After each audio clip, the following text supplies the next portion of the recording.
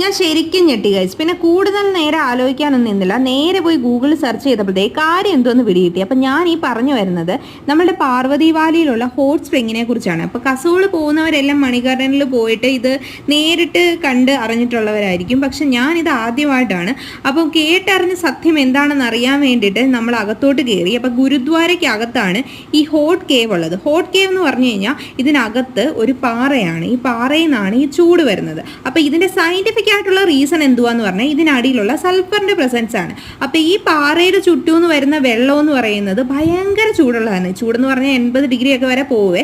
അപ്പൊ ഇതിനകത്ത് ഇവിടെ അരി വരെ എടുക്കാമെന്നാണ് ഇവിടെ പറയുന്നത്. അപ്പൊ നമ്മൾ ഗുരുദ്വാരയ്ക്കകത്ത് ഫുഡ് കഴിക്കാൻ കയറി.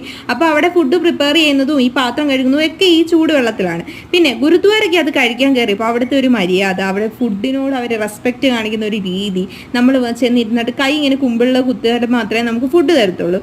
എന്നിട്ട് നമ്മൾ തന്നെ നമ്മുടെ പാത്രമൊക്കെ കഴുകണം. അതൊക്കെ എനിക്ക് ഇഷ്ടപ്പെട്ടു. അപ്പോൾ ഞാൻ ചെറുതായിട്ടാണ് നമ്മൾ അമ്പലത്തിൽ കഞ്ഞി കുടിക്കാൻ പോകുന്നതും സപ്താഹമൊക്കെ ഒന്ന് ആലോചിച്ചു. ഇവിടെ അടിയും ഇടിയും തൊഴിയൊന്നും ഇല്ല. അപ്പോൾ അത് കഴിഞ്ഞിട്ട് നമ്മൾ അവിടെ നിന്ന് ഇറങ്ങി. പിന്നെ ഇവിടുത്തെ റോഡുകളുടെ അവസ്ഥയെന്ന് പറഞ്ഞാൽ രാത്രിയാകുമ്പോഴത്തേക്ക് പിന്നെ വെട്ടവും വെളിച്ചവും ഒന്നും കാണില്ല.